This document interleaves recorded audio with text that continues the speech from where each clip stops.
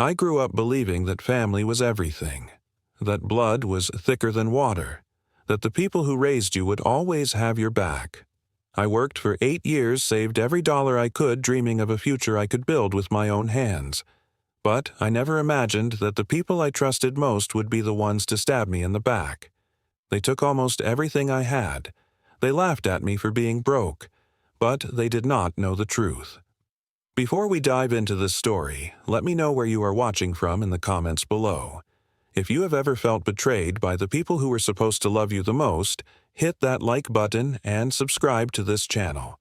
And stay with me until the end because this story might just change how you see family forever. My name is Montgomery, and I was born in a small town in Ohio. The kind of place where everyone knows everyone, where front porches have rocking chairs, and where Sunday dinners are supposed to mean something. I was the first child born when my parents were still figuring out how to pay rent and keep the lights on. Money was tight back then, and I learned early that nothing came easy. 4 years later, my sister Brooke came along. By then, things had changed. My father Harold had gotten a promotion at the factory. My mother Diane had started working part-time at a local clinic. The financial pressure had eased, and with it came a shift in how they treated their children. A shift I did not fully understand until much later. Growing up, I noticed the differences, but I told myself they were normal. Brooke got new clothes while I wore hand-me-downs from cousins I barely knew. She had the bigger bedroom with the window facing the backyard. I had the smaller one next to the noisy furnace. When she wanted something, she got it. When I asked, I was told to be patient, to be grateful for what I had. I remember my 16th birthday clearly. My mother baked a cake at home chocolate with vanilla frosting, my favorite. There were no decorations, no guests except my parents and Brooke. My gift was a bicycle that my father had found at a garage sale and fixed up himself. I loved that bike, not because it was new, but because I thought it meant he cared enough to spend time on it. When Brooke turned 16, the difference was impossible to ignore. They rented out the community center, invited 30 of her friends, hired a DJ, and bought her a used car. Not a fancy car, but a car nonetheless. I sat in the corner that night watching her blow out candles on a 3-tier cake, and I felt something twist in my chest. But I pushed it down. I told myself that maybe they had more money now. Maybe things were just different. College was where the gap became a canyon. When I got accepted to Ohio State, my parents sat me down at the kitchen table. My father looked me in the eye and said, "We cannot afford to pay for your education. You will have to take out loans and work part-time." I nodded, accepted it, and spent the next 4 years juggling classes, a job at the campus bookstore, and a mountain of student debt. When Brooke got into a smaller state school 2 years later, my parents paid for everything. Tuition, books, housing, even a monthly allowance for spending money. I found out through a casual comment my mother made at Thanksgiving dinner. "We just want Brooke to focus on her studies," she said, not even looking at me. "She is more sensitive than you. She needs the support." I graduated with $52,000 in debt. Brooke graduated with none. After college, I moved to Columbus and started working at an accounting firm. Entry-level position, $38,000 a year. I rented a tiny studio apartment, cooked all my meals at home, took the bus instead of buying a car. Every month, I put whatever I could into a savings account. It was not much at first, but it added up. 8 years passed. I worked my way up to senior accountant, earning $72,000 annually. I never took vacations. I never bought expensive things. I lived like someone who had half my salary because I had a goal, a house of my own, a place that no one could take from me. By the time I was 31, I had saved $127,000. Meanwhile, Brooke married a man named Derek. I met him at their wedding, a guy with a weak handshake and an even weaker work ethic. He bounced between part-time jobs, never lasting more than a few months anywhere. Brooke worked as a sales associate at a clothing store, making barely enough to cover their rent. Together, they lived paycheck to paycheck, spending money on things they did not need while complaining about things they could not afford. Every time I visited home, Brooke would brag about her life. The trips they took on credit cards, the new furniture they could not actually pay for. Derek would sit on the couch smirking at me like he knew something I did not, and my parents would nod along, telling Brooke how proud they were of her. One evening, about 2 years ago, my mother called me out of the blue. She asked about my job, my apartment, my life in Columbus. Normal questions, but something felt off. Then she started asking about my finances. How much did I make? Where did I keep my money? How much had I saved? I was caught off guard. My mother had never shown interest in my financial situation before, but I did not think twice. She was my mother, so I told her everything. I mentioned my account at First National Bank. I told her I had around $120,000 saved up. She listened quietly, then said she was just curious, just proud of how responsible I had become. After I hung up, I felt a strange unease, but I shook it off. She was my mother. What reason would she have to use that information against me? 2 weeks later, I got a call from my father. There was going to be a family meeting at their house. Important. Everyone needed to be there. I drove 2 hours back to my hometown wondering what could be so urgent. When I walked into their dining room, they were all already seated. My father at the head of the table, my mother to his right, Brooke and Derek across from them. An empty chair waited for me. Brooke spoke first. She and Derek wanted to buy a house. A real house, not another rental. They had found the perfect place, 4 bedrooms, big backyard, great neighborhood. But they needed help with the down payment. About $150,000. My father looked at me. "Family helps family," he said. "You have been saving for years. It is time to share." I felt the room tilt. I asked him to repeat what he had just said, certain I must have misheard. But I had not. I told them no. Politely at first, then firmly. I explained that the money I had saved was for my own future, for my own house, for a life I had worked 8 years to build. I offered to help in other ways. I could look over their budget, help them find a more affordable house, maybe contribute a small amount toward closing costs. My father's face turned red. He slammed his hand on the table and called me selfish, said I only thought about myself, that I had always been that way. My mother started crying, saying I was breaking her heart, that a good son would never abandon his sister like this. Brooke sat there with a smug expression, not saying a word. Derek leaned back in his chair and smirked. I held my ground. I told them I loved them, but I could not give away my entire savings. Then I drove back to Columbus, my hands shaking on the steering wheel. The phone calls started the next day. My mother called twice before noon, my father once in the evening. The voicemails piled up. They reminded me of everything they had done for me. The roof over my head, the food on the table, the bicycle they fixed for my 16th birthday. Did none of that mean anything? Brooke sent long text messages describing how hard her life was, how she dreamed of having a nursery for the children she and Derek planned to have, how I was the only one who could make that dream come true. Derek sent a single message. Must be nice having all that money and no heart. I started to feel guilty. Maybe I was being selfish. Maybe I owed them more than I realized. But then I remembered something. I remembered Uncle Ray. Uncle Ray was my father's younger brother. He was the black sheep of the family, the one who moved away and rarely came to holidays. I'd always liked him, though. He was honest in a way the rest of my family was not. I called him one night, desperate for someone to talk to. I told him everything. The meeting, the pressure, the guilt. He was quiet for a long moment. Then he told me something that changed everything. Years ago, when their parents passed away, there was an inheritance. Not a fortune, but a decent amount. It was supposed to be split evenly between my father and Uncle Ray. But somehow, through manipulation and paperwork, my grandfather did not fully understand. Before he died, my father ended up with almost all of it. Uncle Ray got barely enough to cover a few months of rent. "Your father has been taking from people his whole life," Uncle Ray said. "He just makes it look like everyone else owes him. Be careful, Montgomery. They will not stop until they get what they want." That night, I could not sleep. I kept thinking about what Uncle Ray had said, about the patterns I had ignored my whole life, about the way my parents looked at me when they talked about family helping family. The next morning, I made a decision. I opened a new savings account at Chase Bank in my name only. Over the next 2 weeks, I quietly transferred $115,000 into that new account.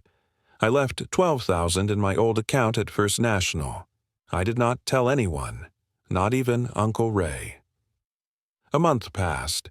The calls from my parents slowed down. I thought maybe they had given up. Then I checked my First National account. The balance was $723. I called the bank immediately. A representative explained that an authorized user had made several withdrawals over the past 2 weeks. I asked who the authorized user was. She told me it was my mother, Diane. I had forgotten. When I opened that account as a college student, I had added my mother in case of emergencies. I never thought to remove her. I called my mother that same hour. She answered on the second ring, her voice casual, almost cheerful.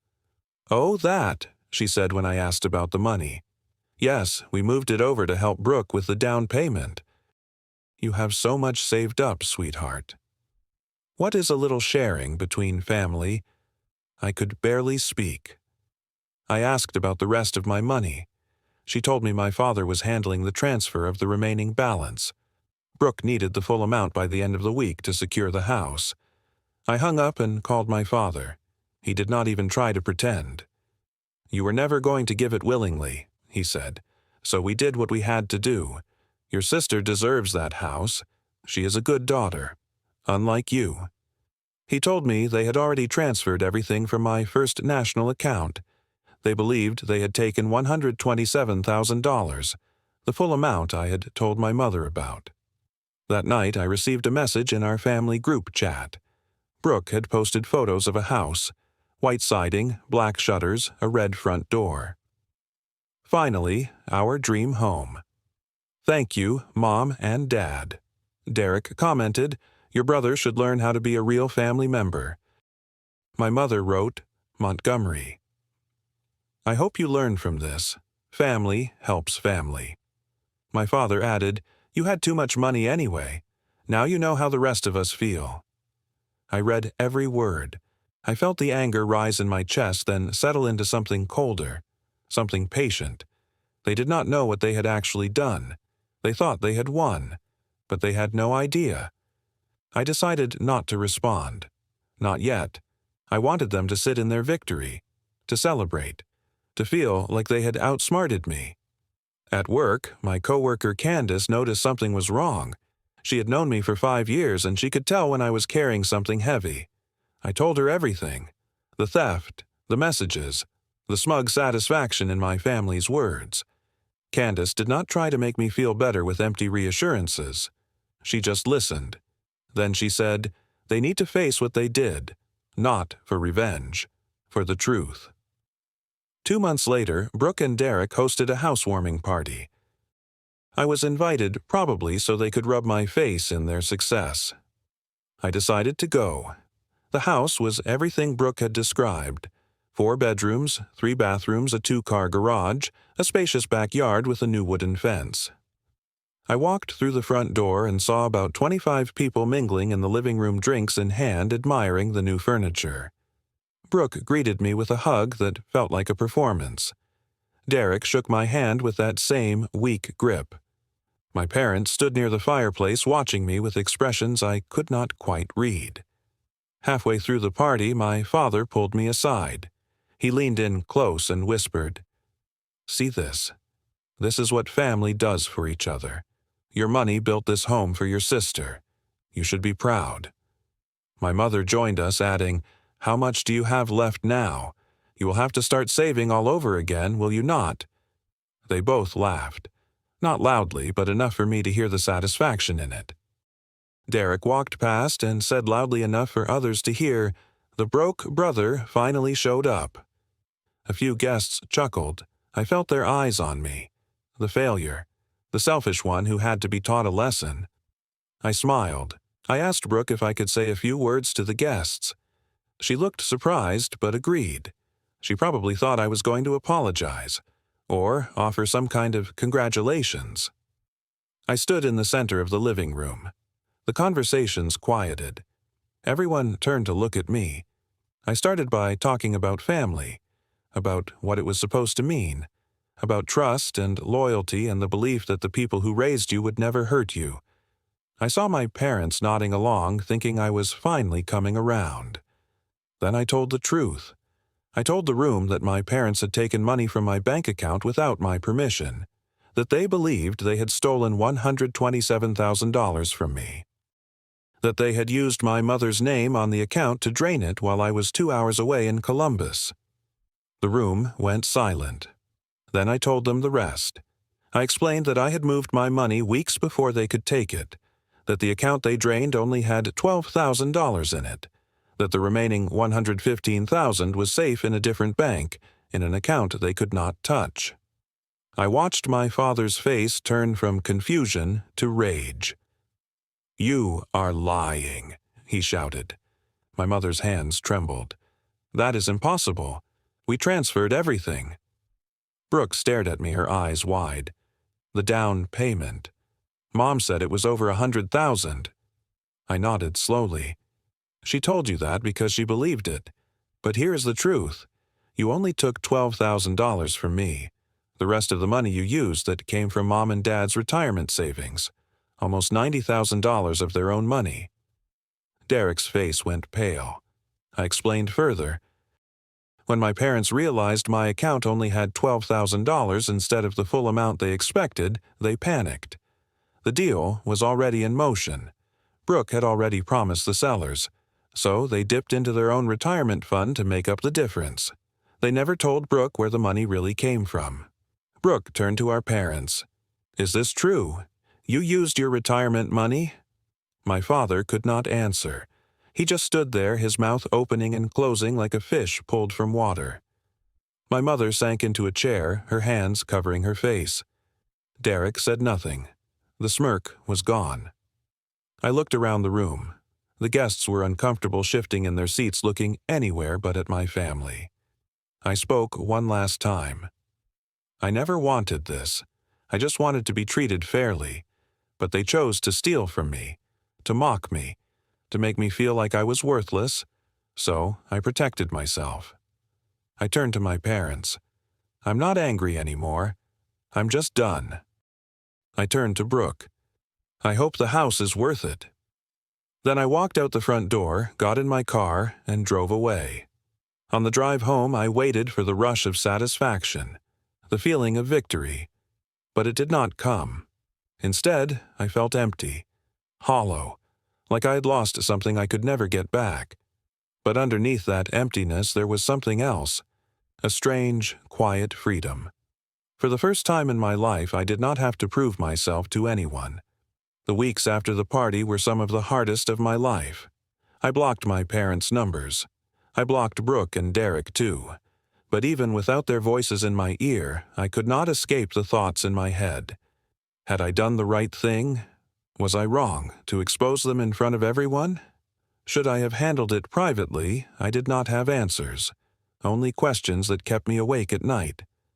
Uncle Ray checked in on me regularly. He told me what was happening with the family. My parents, now in their early 60s, had to go back to work.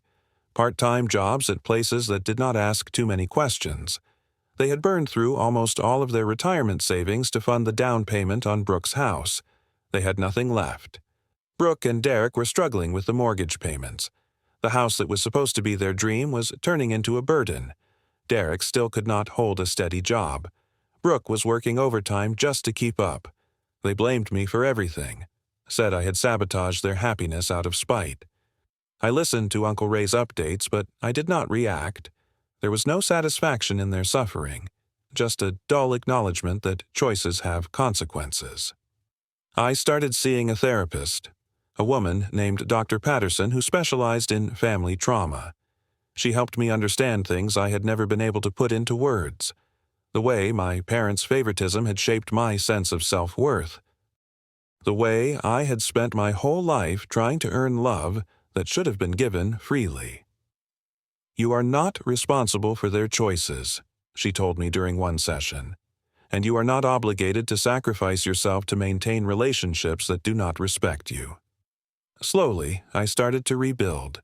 I joined a hiking club and met people who knew nothing about my family or my past.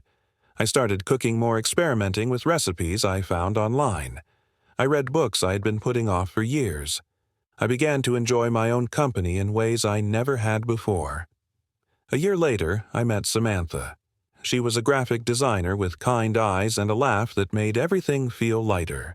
We met at a coffee shop near my office, both reaching for the last blueberry muffin. She let me have it. I bought her coffee to make up for it. That was how it started. Samantha understood boundaries. When I told her about my family, she did not judge or offer unsolicited advice. She just listened. And when I said I was not ready to talk about certain things, she respected that. 18 months after the housewarming party, I received a letter in the mail. No return address, but I recognized my mother's handwriting immediately. The letter was long. She wrote about regret, about how she had favored Brooke without realizing how much it hurt me, about how my father had always been the one pushing for more, and she had gone along with it because it was easier than fighting. She asked for forgiveness. She said she missed me. I read that letter 5 times. Each time I felt something different. Anger, sadness, longing, suspicion. I did not write back. Not because I hated her, but because I was not ready. Maybe I would be someday. Maybe I would not. I put the letter in a drawer and closed it. 2 years after everything fell apart, I bought a house. A small place, 2 bedrooms, a little yard with room for a garden. It was not fancy. It was not impressive. But it was mine. Bought with money I had earned and saved and protected. The day I moved in, I stood on the front porch and looked at the door. No crowd of guests, no party. Just Uncle Ray, Candace, Samantha, and 2 friends from the hiking club. We ordered pizza and sat on the floor because the furniture had not arrived yet. We laughed about nothing in particular. It was perfect. I learned a lot from what happened with my family. I learned that blood does not guarantee loyalty, that the word family can be used as a weapon just as easily as it can be a shelter, that sometimes the people who are supposed to love you the most are the ones who hurt you the worst. But I also learned that protecting yourself is not selfish, that walking away from toxicity is not weakness, that you can build a new family out of people who choose to be in your life, not just people who share your last name. Forgiveness is something I am still working on, not for them, but for me. Holding on to anger is like carrying a weight that gets heavier every day. I do not want to carry it forever. That house Brooke and Derek bought. It was built on lies and stolen money. My house. It was built on self-respect, and that is something no one can ever take from me. So let me ask you this.